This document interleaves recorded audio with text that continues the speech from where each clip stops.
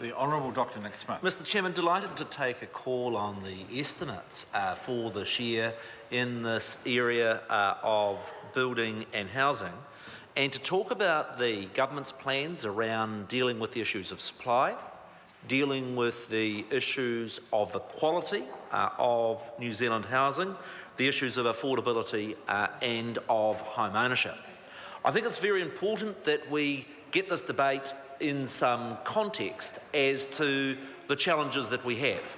The truth is that we have the lowest interest rates in 50 years.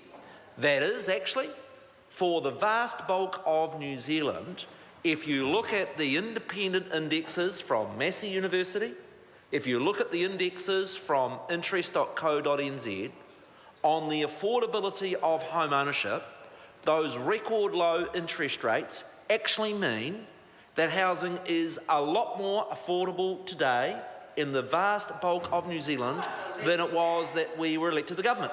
Now the member interjects, well, go have a look at the indexes that are produced by Massey University, because that member is denying a fundamental fact.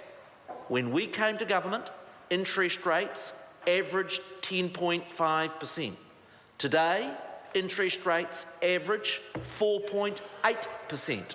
That is a very substantive drop in interest rates that is so crucial to those families that are out there actually meeting their mortgage repayments. The second thing that's true is this: New Zealand is doing well, and we have net levels of immigration that are the highest ever for our country. Now, if everything was as bad as members that have just spoken from the opposition, why is it that a record number of New Zealanders are choosing to come home and build their future here? What we see in that report that I attempted to release in the House today, it's up on the website, is that, no, I put up on the website because I was denied leave in the House, Mr Robertson, and I'd invite you to have a look at it. Because what's going on in New Zealand right now is we're doing well.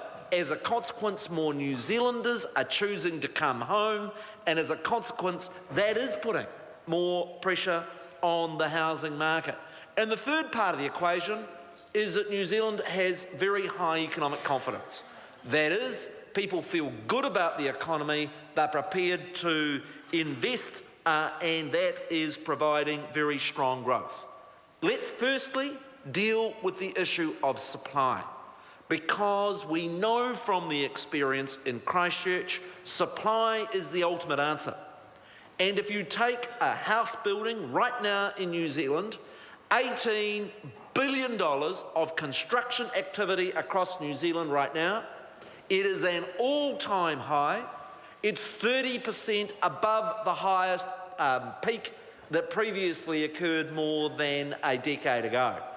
And so when members of the opposition stand up and say, oh, there's no houses being built, there's nothing happening, I say, look at the record levels of house building activity. Look at the record numbers of people that are built in the industry. Look at the record number of people that are in apprenticeships. They know in their heart of hearts that they know there is more houses that are being built today than there has in many decades, and that's part of the answer. And then I say to Mr Grant Robertson, who's chipping in about the issue of affordability, I remind him that actually, during the last government, house prices more than doubled. And what did the last Labor government do in response to that doubling of house prices during the watch? Order. Member resume a seat. I think it was actually in the House yesterday when there were rulings from both chairs around focusing on the estimates of expenditure and not having an excessive look backwards, which may or may not be appropriate for a review. The Honourable Dr Nick Smith. Mr Speaker, I want to come to the issue of quality of housing.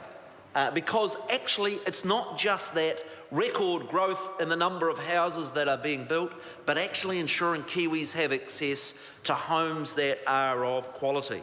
And in this year's estimates, for the very first time, well, let me again remind the member of the record. And I just simply say, how many homes are we insulating as a government? What provision is made in this year's estimates to make sure that we continue that progress? And the truth is, in the term of this government, more homes will be insulated and of better quality than ever has been in the case in our country.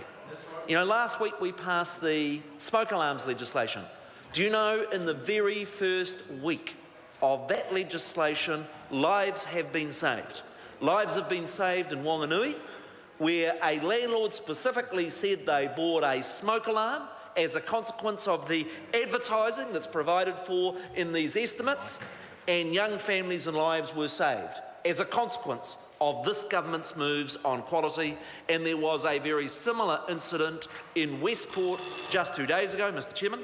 The Honourable Dr. Nixon. A very similar incident in Westport again, where lives were saved as a consequence of this government's initiatives around improving the quality of the housing. Now, on the 1st of July this year, with the funding that's provided here, for the very first time, my ministry has a compliance and enforcement unit to ensure the quality of New Zealand housing. Well, when the member Grant Robertson interjects, I simply say to him, and what did any previous government do in this space? Order. Zip. Absolutely nothing. We are a government that is providing for enforcement and compliance standards, and that is something, well, the member doesn't even understand the rules. Actually, the housing regulations right now, Mr. Robertson, right now require heating. Here's the problem, they do. And here's the question. Here's the question. Up until the 1st of July, the law didn't allow it. It was a national government that passed the law that allows the enforcement of the regulations to actually ensure that our standards get up to a minimum standard. And, Mr. Speaker, these estimates also provide for the Home Start scheme. In my role as Minister of Building and Housing, you know what issue I get more letters on than anything else?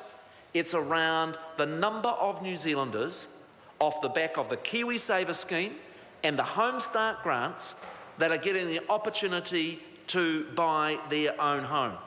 That program, a program of $430 million of grants, is the most generous support that any government has provided in a generation, for people to be able to get into home ownership. In the first year, over 12,000 New Zealanders have taken up that opportunity. The numbers in these estimates provide for even more in this year.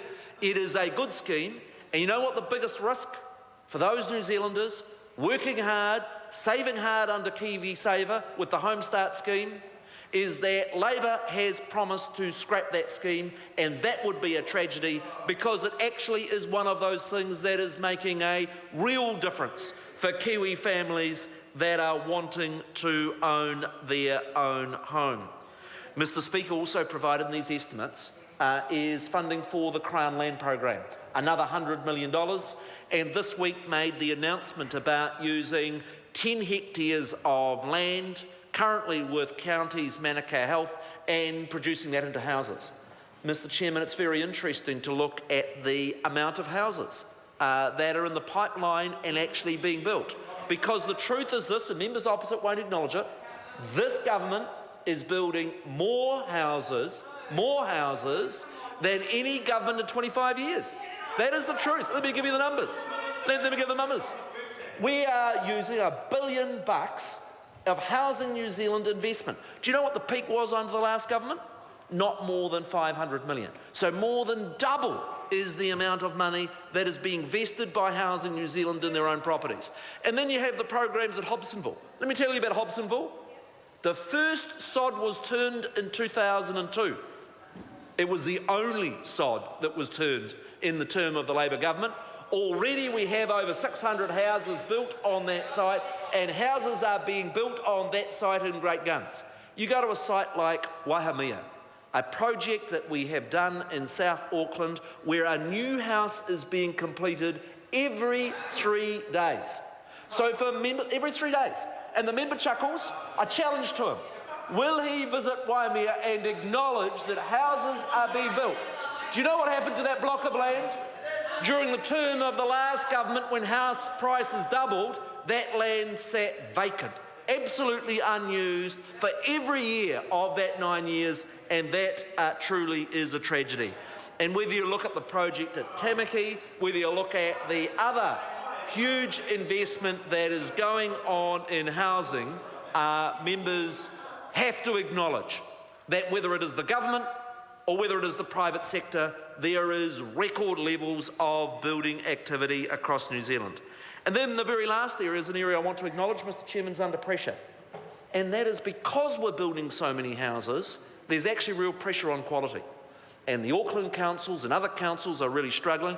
And so these estimates provide for a big investment in building standards, because we've got to make sure we're building more houses, but we have to make sure that they are of quality.